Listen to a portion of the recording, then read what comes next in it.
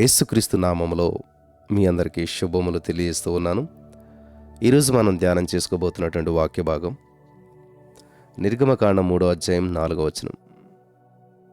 దీనిని చూచుటకు అతడు ఆ తట్టు వచ్చుట యెహోవా చూచెను. స్తోత్రం దేవా, సర్వోన్నత సర్వాధికారి.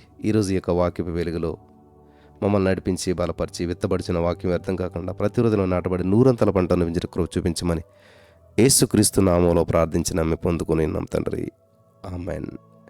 గమనించాలని నా ప్రియమైనటువంటి సహోదరి స్నేహితులారా, నీ ప్రతి అడుగు చూస్తున్నటువంటి దేవుడు నీవు ఊహించినటువంటి ఉన్నతమైనటువంటి ఉద్దేశాలను నీ కొరకు కలిగి ఉన్నాడు. ఇక్కడ వాక్యాన్ని మనం పరిశీలన చేసినట్లయితే, దీనిని చూచుటకు అతడు ఆ తట్టు వచ్చుట యెహోవా చూచెను. తన దగ్గరకు వస్తున్నటువంటి మోసేని దేవుడు చూశాడు. ఆయన ప్రత్యక్షతను తెలుసుకోవడానికి మోసే వేస్తున్నట్టు ప్రతి అడుగును కూడా ఆయన గమనించాడు. దేవుని చిత్తం తన జీవితంలో ఏమై ఉందో తెలియపరిచేటువంటి ఆ మండుచున్న పొద దగ్గరకు మోసే నడిపించబడ్డాడు.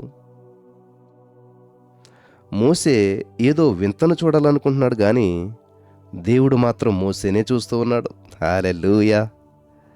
వింటున్నారా ప్రియులారా? నువ్వు దేవుని చేదో అద్భుతాన్ని పొందుకోవాలి, దేవుని ఏదో అద్భుతాన్ని ఆశిస్తున్నావేమో, కానీ దేవుడు నిన్నే చూస్తున్నాడు. హల్లెలూయా! గమనిస్తున్నారా? మోసే అనుకుంటున్నాడు ఏదో అద్భుతాన్ని చూడాలి, ఏదో వింతను నేను చూడాలి అని అడుగులు వేస్తూ ఉన్నాడు, కానీ దేవుడు మాత్రం మోసేనే చూస్తున్నాడు. ఆ మండుచున్న పొదలో ఉన్నటువంటి దేవుని యొక్క ప్రత్యక్షతను కనుగొనబోతున్నటువంటి మోసే బహుశా ఊహించుండకపోవచ్చు. దేవుడు ఎంతటి ఉన్నతమైన ప్రణాళికలోనికి మోసేని నడిపించబోతున్నాడు అనే సత్యం గ్రహించలేకపోవచ్చు. ఎంతటి గొప్ప కార్యాలను తన ద్వారా జరిగించబోతున్నాడు అనేటువంటిది గ్రహించలేకపోవచ్చు. దానిని తెలుసుకోవాలంటే మరి అతని ముందున్న మండుచున్న పొదను అతడు సమీపించాలి. ఒకవేళ అతడు ఆ తట్టు గనక వెళ్ళకపోయినట్లయితే బహుశా దేవుని యొక్క ఉద్దేశాన్ని మోసే ఆనాడు తెలుసుకోలేకపోయేటువంటి వాడు, మిస్ అయిపోయేటువంటి వాడు. ఆమేన్. నా ప్రియమైనటువంటి సహోదరి స్నేహితులారా, ఈరోజు యేసయ్య నీతో మాట్లాడుతున్నాడు. దేవుని వైపు నువ్వు ఎప్పుడు వస్తావా అని చెప్పి, ఆయన యొక్క చిత్తాన్ని ఎప్పుడు నువ్వు తెలుసుకుంటావా అని ఆయన నీ కోసం కూడా ఎదురు చూస్తున్నాడు. ఆయన మార్గంలో నడవడానికి నీ ప్రయాణం ఎప్పుడు మొదలు పెడతావా అని చెప్పి ఆయన చూస్తున్నాడు. ఒకవేళ ఇప్పటికే దేవుని ఉద్దేశాలను తెలుసుకోవడానికి నిన్ను నీవు సిద్ధపరచుకుని ముందుకు అడుగులు వేస్తున్నట్లయితే ఆ నీ ప్రతి అడుగును ఆయన గమనిస్తూనే ఉన్నాడు. ఆయన వైపు వేసే నీ ప్రతి అడుగును ఆయన చూస్తున్నటువంటి దేవుడు నీకోసమై మరింతగా ఎదురు చూస్తూ ఉన్నాడు. నీవు కనీసం ఊహించి కూడా ఊహించినటువంటి ఉన్నతమైన ఉద్దేశాలను నీ ఎడల నీ ప్రభువు కలిగి ఉన్నాడు. మరి అలాంటి ఆ దేవుని ప్రణాళిక వైపుకు వస్తున్నటువంటి నిన్ను మన ప్రభువు విడిచిపెట్టేవాడు కాదు. బహుశా ఈ మార్గంలో సాగుతున్నటువంటి నా స్థితి ఏమవుతుందో అని చెప్పి తలస్తున్నావేమో.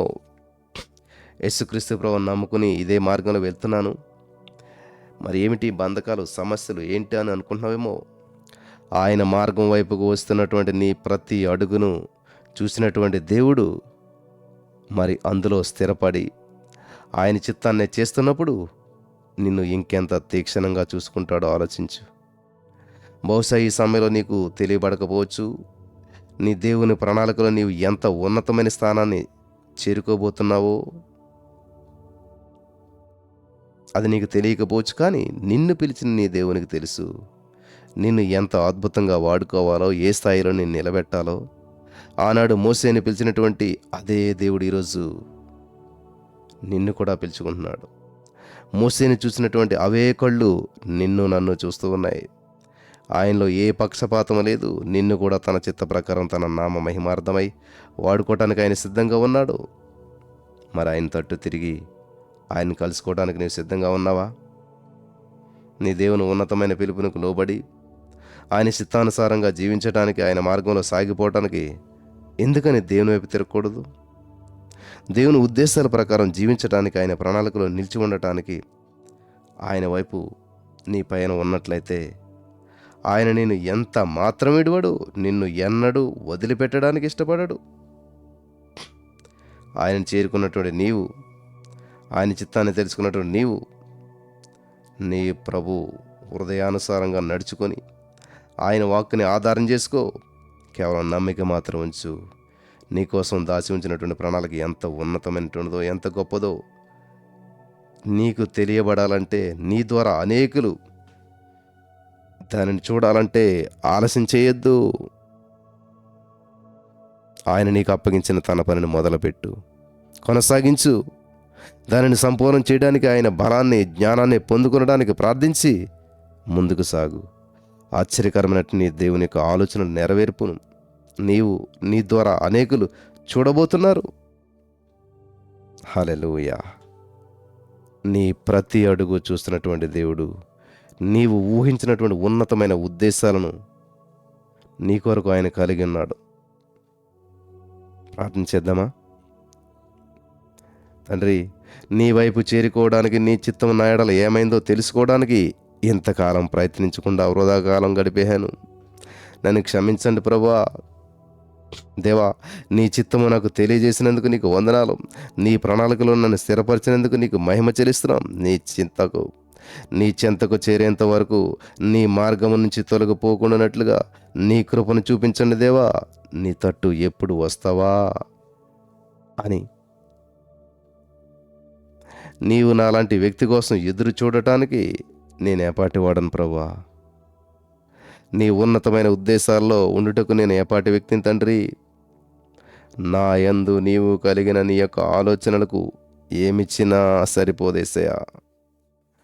ప్రభువా, నా కొరకు నీవు కలిగిన నీ తలంపులన్నిటినీ కూడా నా జీవితంలో స్థిరపరచుము. నీ ప్రణాళికలో నన్ను వాడుకోదేవా. నీ కొరకే జీవించుటకు, నా కోసం నీవు దాసి ఉంచిన పనిని పూర్తి చేయడానికి తగిన శక్తిని, జ్ఞానమును, బలమును, ఆరోగ్యమును నాకు ఇచ్చిన తండ్రి. నీ సన్నిధి చేరు వరకు మమ్మల్ని విడవక, నీ చిత్తం అంతటిని కూడా మేము చేయ వరకు మమ్మల్ని పడనీయక, నిన్ను కలుసుకునేంత వరకు మమ్మల్ని దాసించినటువంటి దేవా యేసయ్యా, మీకే ఘనత, మహిమ, ప్రభావాలు ఆరోపిస్తున్నామా పరమ తండ్రి. ఆమెన్.